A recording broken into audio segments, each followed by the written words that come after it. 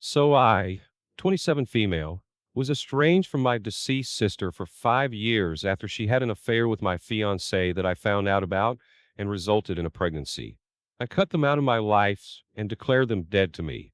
They had a child who's now a preschooler. I'm not sure exactly how old.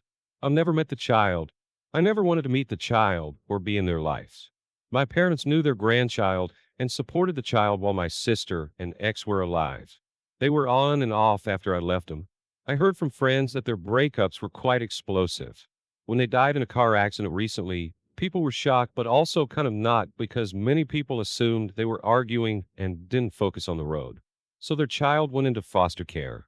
My parents tried to take them, but were denied for health and mobility. The child's paternal relatives didn't want to take the child.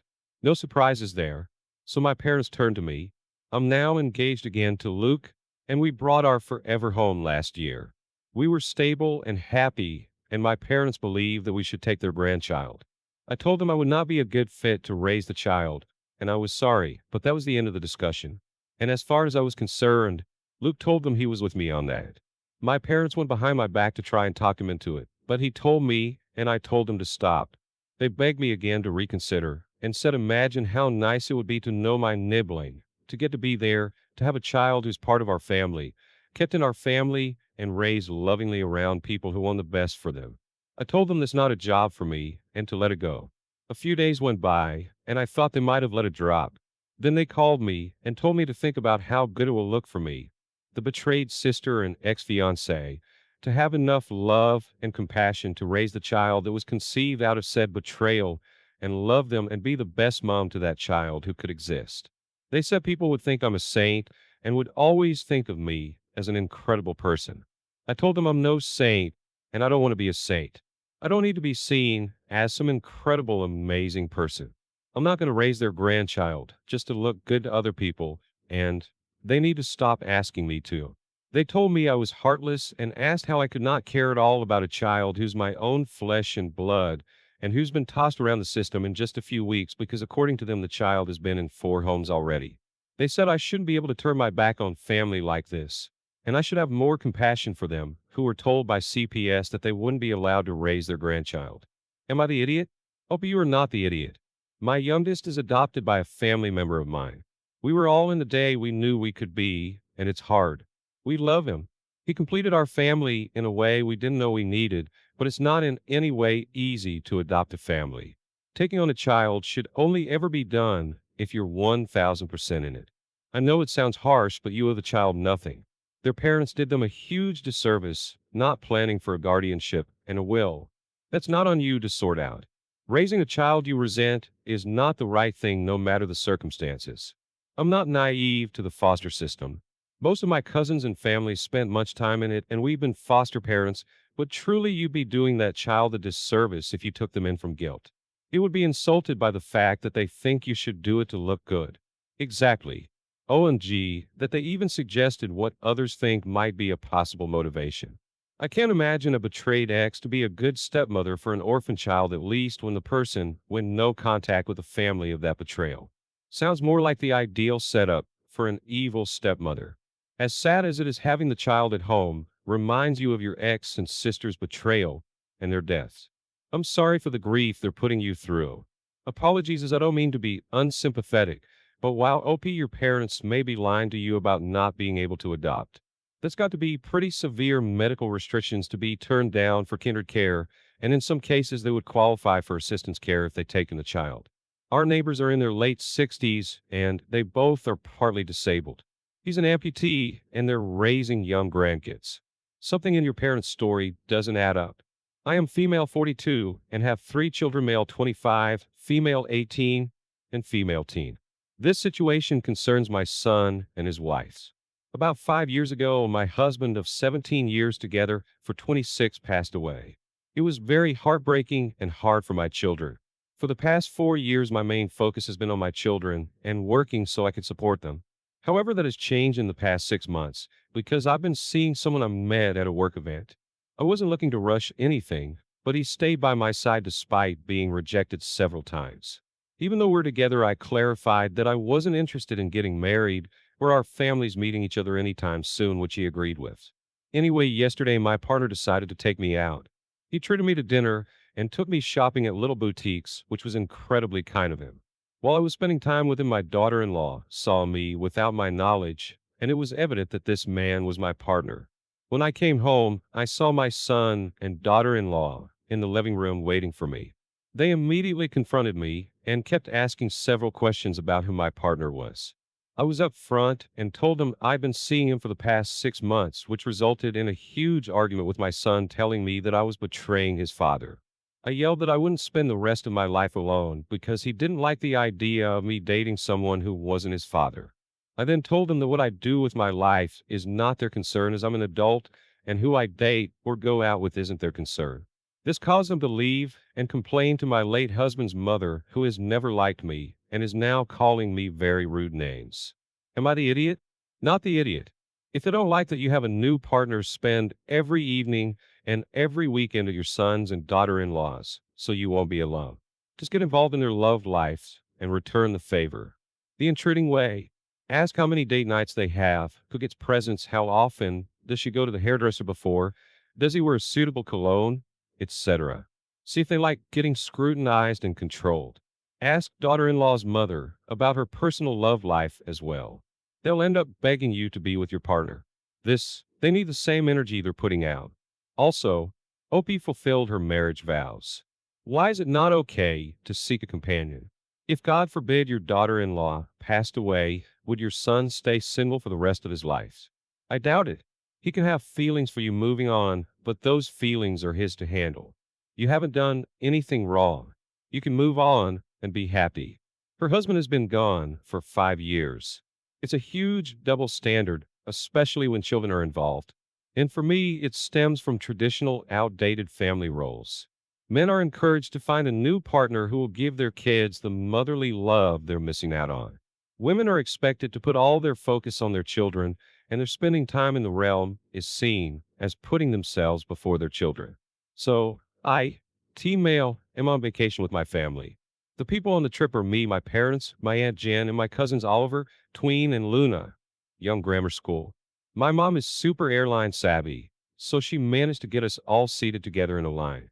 My parents and I were on one side of the aisle, and my aunts and cousins were across from us.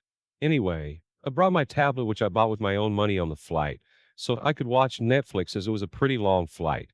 About 20 minutes after takeoff, Luna starts fussing with her mom about something. I turn up the volume on my headphones.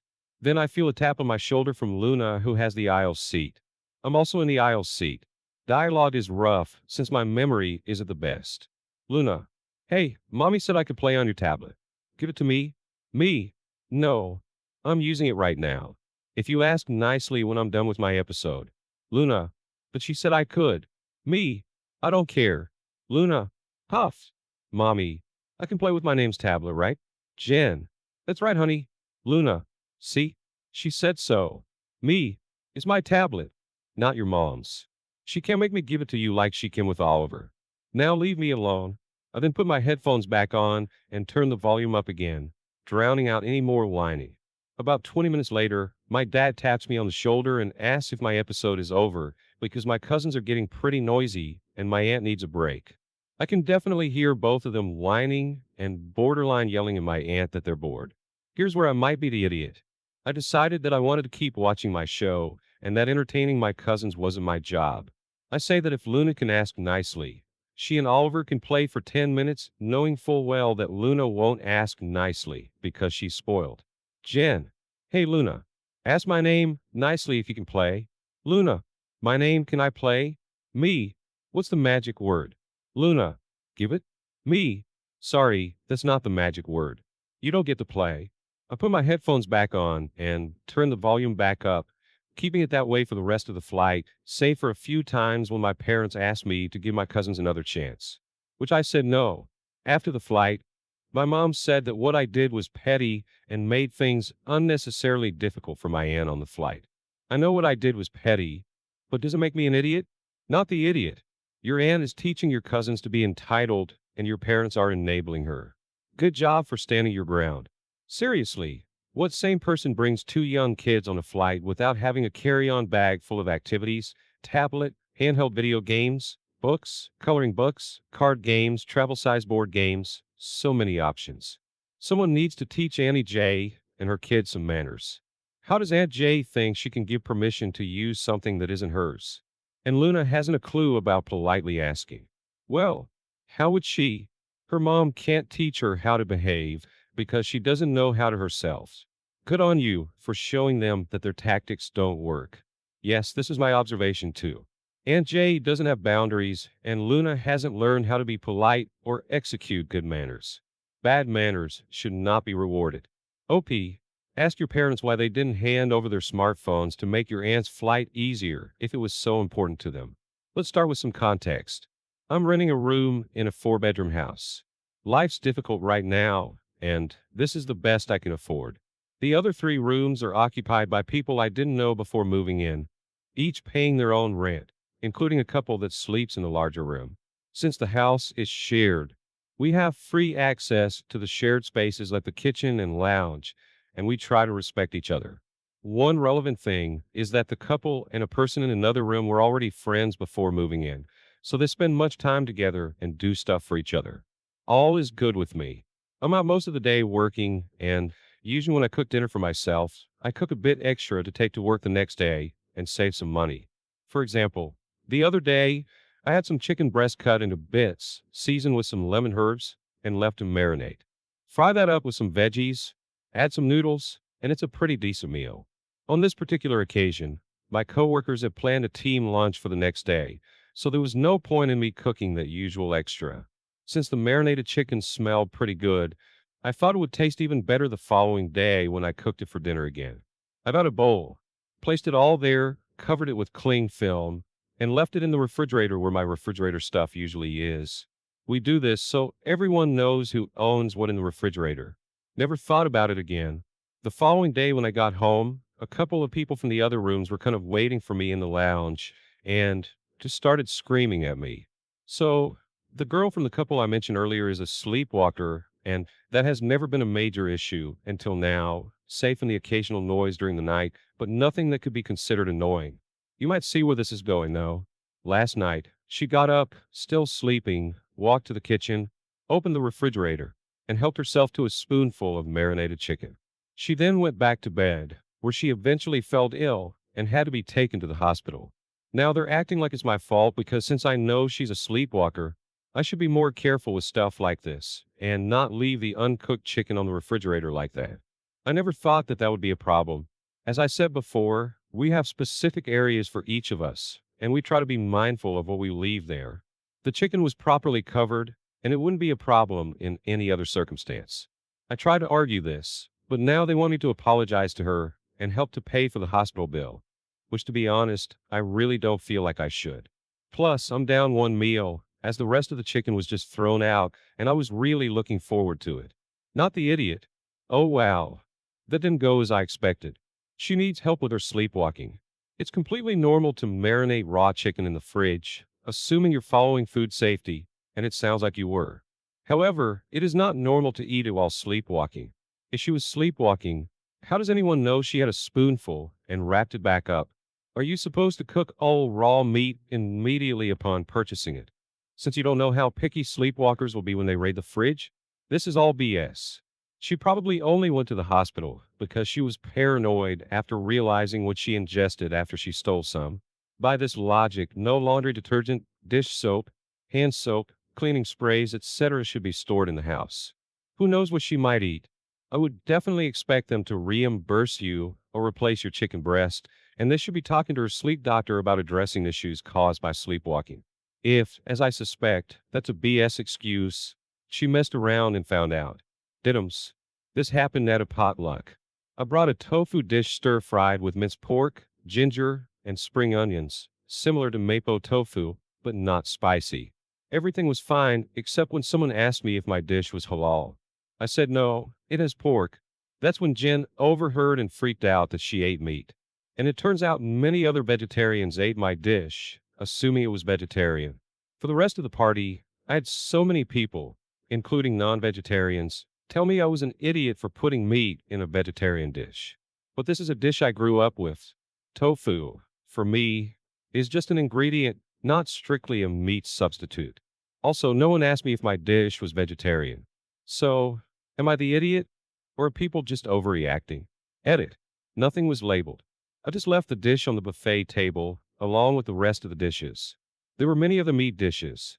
About 20 people were at the party, who were vegetarian. No one asked about my dish, except for the person asking if it was halal.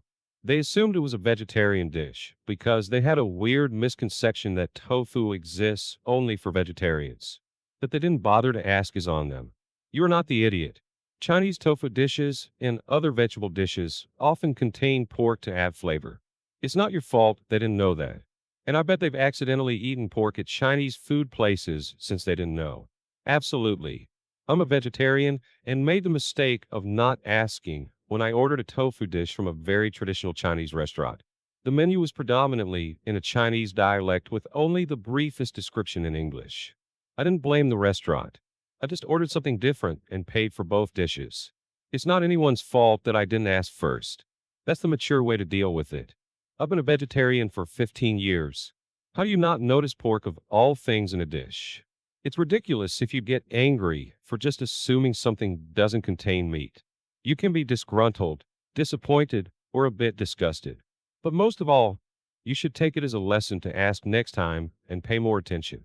Anyway, I live in an extremely health conscious area and know several people with allergies. So I've started to list ingredients with dishes that I bring to potlucks. I do that when bringing food for large groups. I make some vegan cake, usually make a flag label out of freezer labels and cocktail sticks. List all ingredients with the known allergens and caps and underline symbols. Luckily, I was nearby when someone said they'd have a piece of the vegan sponge because they need gluten-free. I shouted across that it was not gluten-free. My label clearly showed wheat flour on it. What more can you do if folks won't ask and don't read the labels provided? Dear God, you'd think someone who needs to eat gluten-free would know it's different from vegan. But then again, some people seem to be allergic to common sense.